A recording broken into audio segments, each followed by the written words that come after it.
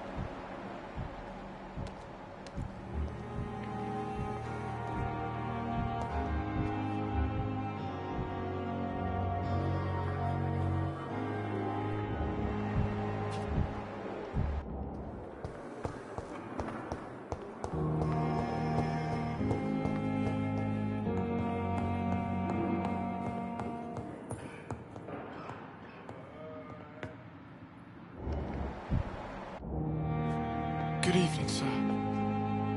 Doctor. Good evening, madam. Can I help you? It's my son who needs you, sir. I'm Dr. Jonathan Reed.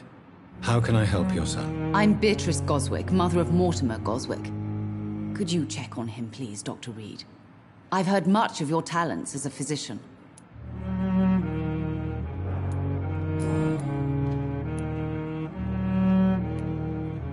What do you think of your reception here? Any complaints? I have had the uttermost reservations about this hospital since we arrived. But we had no other choice, considering the state of emergency. Is there something in particular that's bothering you? Some of the staff were not especially welcoming. I suspect they're not accustomed to dealing with patients of such social standing. What can you tell me about yourself, Mrs. Goswick? Not much to say. Just take care of my Mortimer and I'll cover all the expenses. That's all that matters. Are you really that rich? Most of the patients here are of a more humble origin, if I may say so. Yes, thanks to my husband. May he rest in peace. I can cover any needed medical expenses. May I ask if you have an occupation, Mrs. Goswick? I'm a teacher by profession. I teach young women who are more ambitious about their futures than their families. Tell me more about your arrival at the Pembroke Hospital. What gave you such a bad first impression? The ambulance driver was quite rude, for a start. And that nurse, Miss Hawkins, seems to have quite a dubious attitude. What do you mean? She managed to secure a bed for my son despite the epidemic. It was a relief, but it wasn't cheap.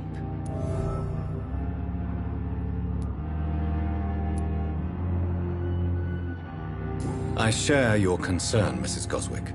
Be sure that I'll talk to the people involved. I don't expect compensation, Dr. Reed.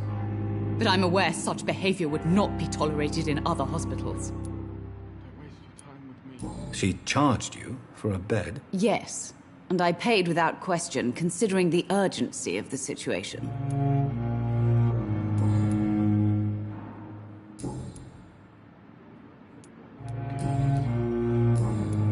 Goodbye, Mrs. Goswick.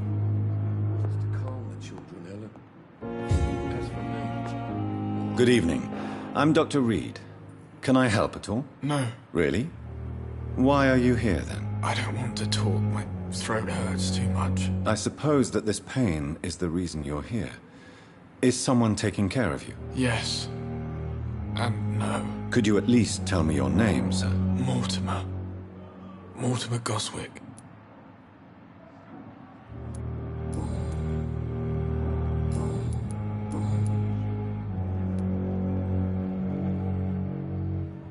How painful is your throat, Mr. Goswick? So painful I'd rather not talk at all, Doctor.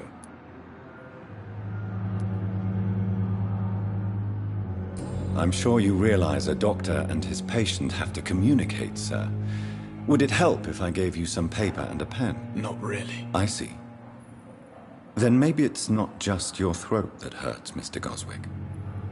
Perhaps your sore throat is just the consequence of something more hurtful. Yes, maybe. But I don't want to talk or even write about it now. Why did your mother have you hospitalized here? She seems convinced this is a bad hospital. My mother just wants the best for me. She won't rest while I'm here. She'd go all the way to hell and back to help me.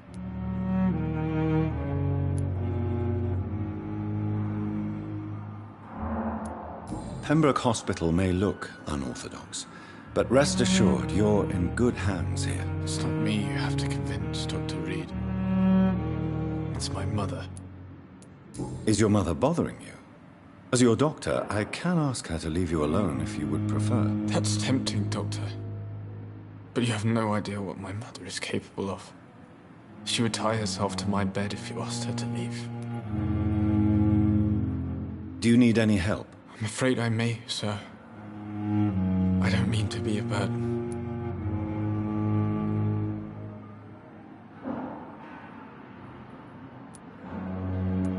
I will see you later.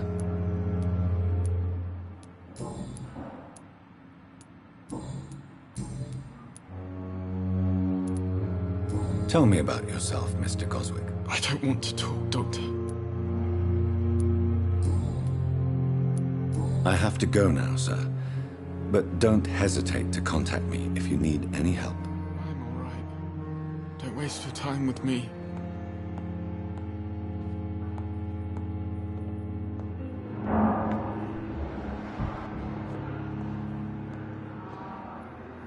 Good evening, sir.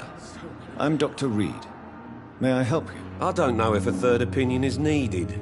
Your colleagues are already arguing about my condition. I see. Would you mind telling me more about your situation? I'm Harvey Fiddick. All I want is to get me bloody arm fixed properly. Tell me about yourself, Mr. Fiddick. I'm just a regular guy waiting to get his arm fixed, so I can return to work and to my family. I was more curious about what you were doing before being hospitalized. I'm a carpenter, and a good one too. But that means I need both arms to feed my family, Dr. Reed. Are you satisfied with your treatment here? Well, it's clear that I've chosen a bad time to be injured. Forgive my bluntness, but you seem overwhelmed by cases of the flu. I won't lie to you about it. I'm afraid we are. Are you sure you don't want to operate yourself, Dr. Reed? I have the feeling you're very capable, and your colleagues seem to think so too. In other circumstances, you would be right. But for now, I don't think I can take on the responsibility. My apologies. Tell me about the doctors who are arguing about your case. Strickland and Aykroyd. They both want the best for me, but there's a lot of pride there. Doctors are no different from carpenters, it seems. What do you mean? I often had professional arguments with rivals on a building site. Difference is I disagreed about wooden nails, not flesh and bones.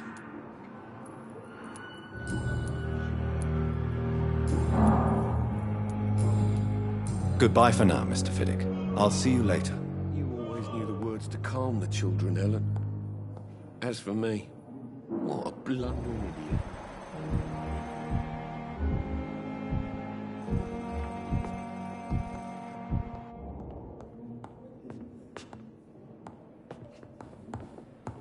I'm so tired.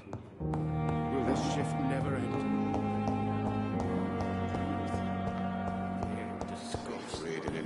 in the East End.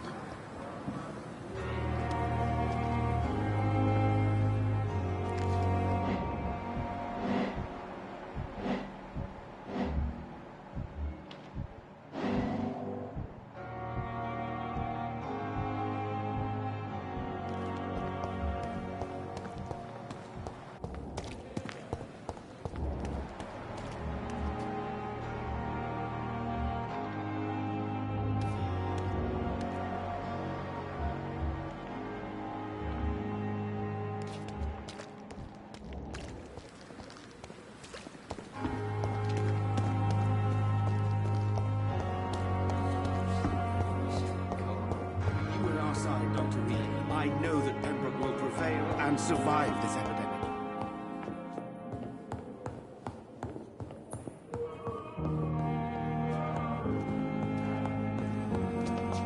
You always knew the world of carnage, you know. What a blundering idiot.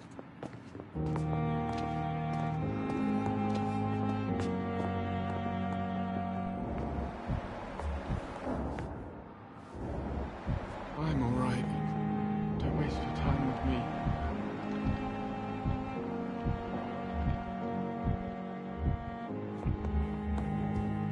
Reads me like a book.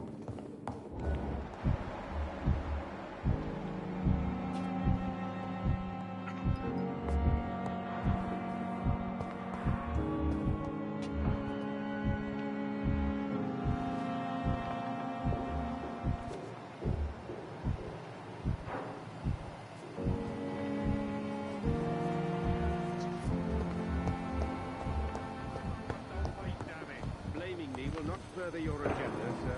How long's it going to take to fix me properly? A month? A year?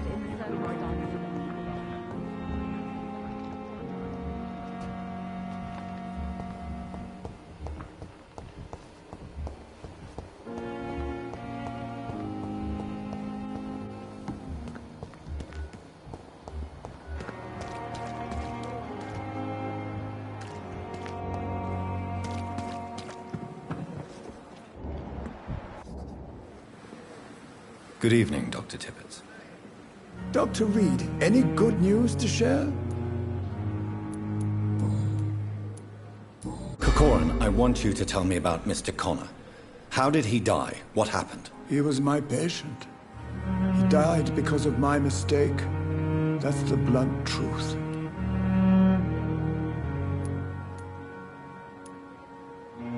What was the nature of the mistake? It was a twofold error. My diagnosis was wrong, and the administered dosage was too strong. Who was this patient? I don't know. Some sick man from the docks, maybe a fisherman. I had no time to talk with him. No one claimed a body. Why not stop practicing? Are you mad? I killed that man, I admit it, and it won't happen again. I have saved so many lives since then.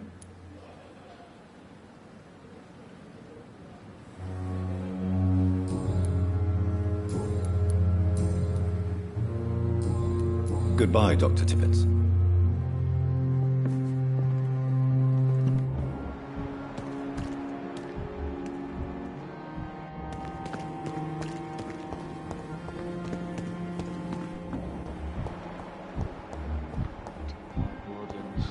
So many deaths.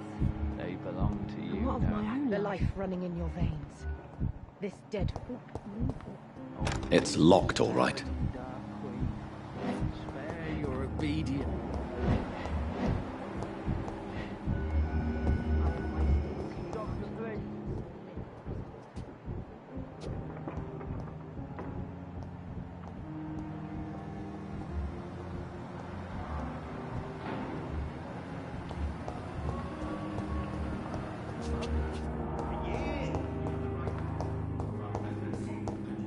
I wonder why the Goswicks came here in the first place.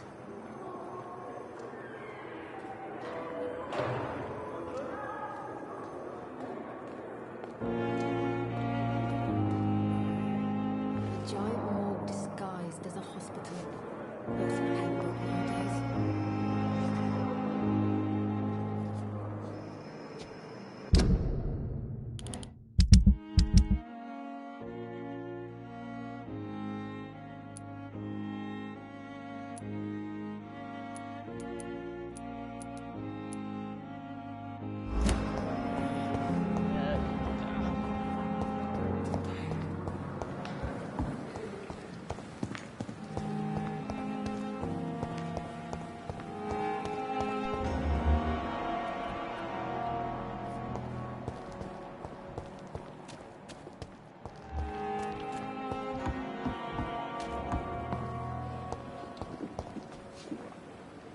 Good evening, Mr. Cox. Dr. Reed. Still working at night, I see. I like that. And why is that? People who don't sleep at night always seem more alive to me. More interesting, one way or another.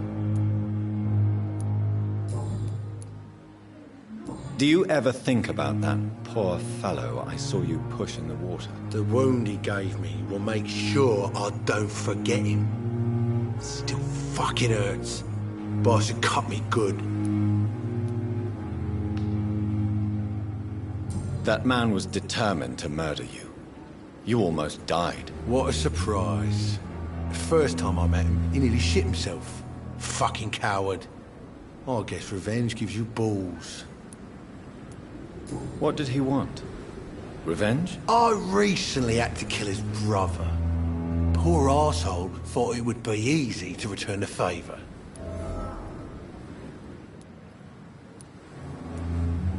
Only the strongest survive, then? Survival at all costs. Is that all you think about? I'm the toughest bastard you'll ever meet, Dr. Reed. And I don't give a fuck what you think of me.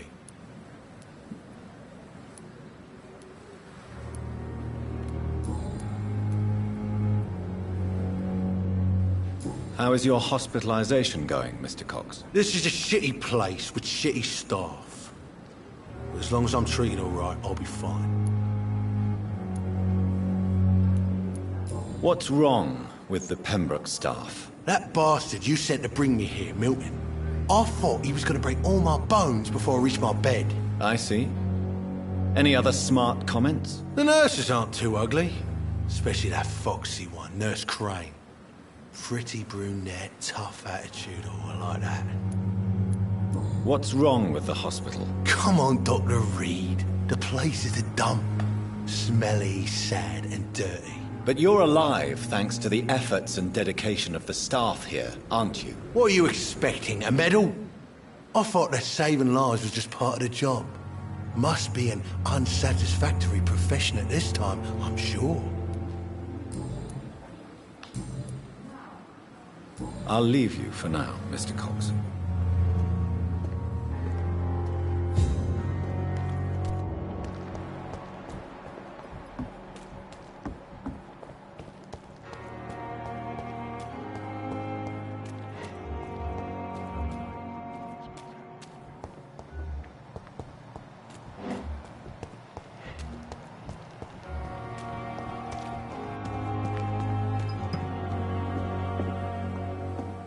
Good evening, Nurse Brannigan. Good evening, Doctor.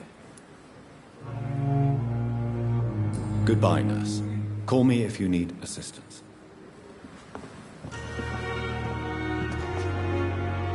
Good evening, Nurse Brannigan. Good evening, Doctor.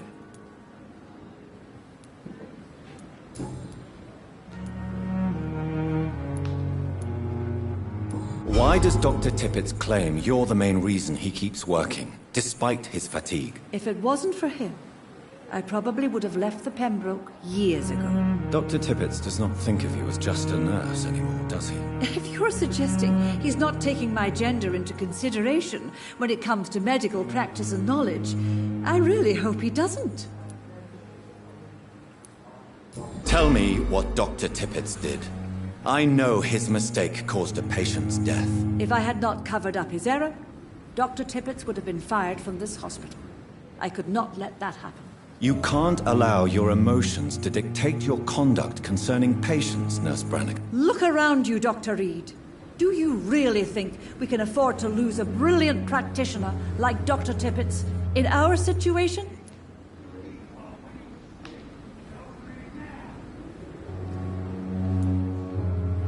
I can't say I approve of what you did.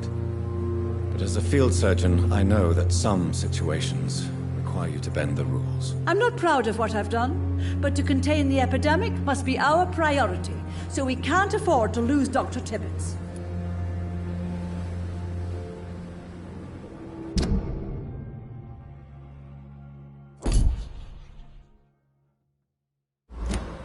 Do you require medical assistance, nurse? Thank you for your concern, but I'm fine.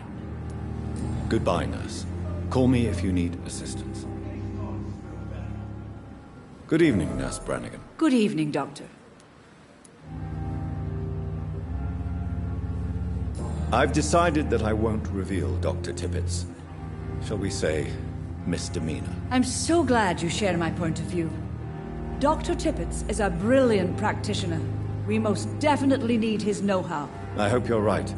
This is a huge risk we're taking. Dr. Tippett's must regain his confidence. Please, keep this decision between you and me. He doesn't need to know you found out.